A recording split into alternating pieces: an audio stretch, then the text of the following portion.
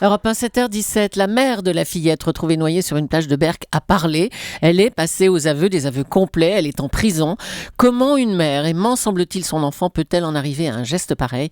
C'est ce qu'on va essayer de comprendre ce matin, Thomas. Avec vous, Hélène Romano, bonjour. Bonjour. Vous êtes docteur en psychopathologie, experte auprès des tribunaux. Vous avez souvent eu affaire à des affaires d'infanticide ou de fillicide, comme on dit. La mère d'Adélaïde reconnaît les faits. Elle les assume. Et franchement, elle nous met tous un peu mal à l'aise. Son geste est monstrueux. Le premier réflexe facile, c'est d'en faire un monstre. Et en même temps, on a presque envie de la plaindre, cette femme.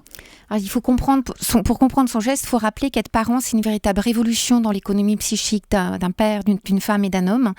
Parce qu'il va falloir s'ajuster en permanence à cet enfant. Et cet accordage affectif, il peut être très compliqué à réaliser pour certains parents qui vont être en vraie souffrance dans ce lien parental. Et il y a des parents, des pères, des mères qui n'y arrivant pas, se sentant totalement impuissants et dépassés par la situation, vont tuer leur enfant. Alors ça paraît monstrueux. C'est-à-dire que quand ça craque complètement. Quand ça craque, avec ce sentiment d'isolement psychique, pas forcément amical, pas forcément social. Cette mère est à l'image de certaines mères qu'on retrouve en cour d'assises. Elles sont bien insérées, elles ont un bon niveau intellectuel, une bonne situation, mais au niveau psychique, dans leur processus maternel, elles sont toutes seules. Il y a des signes précurseurs. Est-ce que les entourages peuvent s'apercevoir que vraiment il y a un moment où il va faire n'importe quoi ?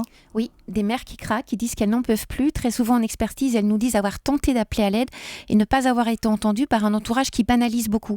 Ça va aller, t'inquiète pas. On le dit tous, ça, j'en peux plus, je suis fatigué, je suis au bout du rouleau. Il faut savoir l'entendre. Parfois, comment on sait quand c'est juste une phrase comme ça lâchée ou quand c'est un vrai appel à l'aide ? Quand ça se répète, il faut savoir l'entendre parce que sinon on est dans le déni. Donc la personne a l'impression, en plus on lui renvoie que c'est normal et qu'elle n'y arrive pas. Donc ça la culpabilise d'autant plus.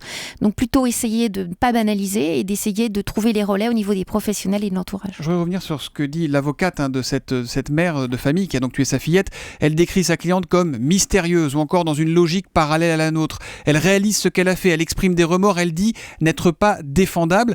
Ça nous arrangerait presque de dire qu'elle est folle, mais visiblement c'est pas le cas de cette femme.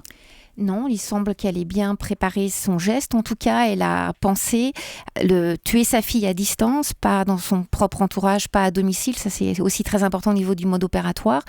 Elle accède quand même à une certaine culpabilité parce qu'elle reconnaît la gravité de ce qu'elle a fait, ce qui n'est pas le cas de toutes les mères. Donc, ça l'humanise aussi en partie par rapport à d'autres mères. C'est pas un acte fou, c'est un acte complètement effroyable chez une femme d'apparence extrêmement... Qui est préméditée parce qu'elle va à la gare du Nord, elle prend le train, elle dort à Berck, elle abandonne la petite sur la plage, elle attend que la marée vienne chercher et noyer sa fille, et elle, pendant ce temps-là, elle aurait eu le temps, mais 10 000 fois d'aller la récupérer, sa fille. Pourquoi il n'y a pas un moment où il y a un clapet, où il y a un warning qui s'allume dans sa tête ? Parce qu'il y a un court-circuitage, justement. Le lien maternel, il est court-circuité, il y a un déni d'altérité. C'est plus sa petite fille qu'elle voit, c'est un paquet, c'est un objet, ça paraît monstrueux, mais c'est ça qui permet de comprendre les passages à l'acte. C'est-à-dire le lien qui, normalement, fait qu'on est sécurisant et protecteur avec son enfant, il est comme sectionné, court-circuité.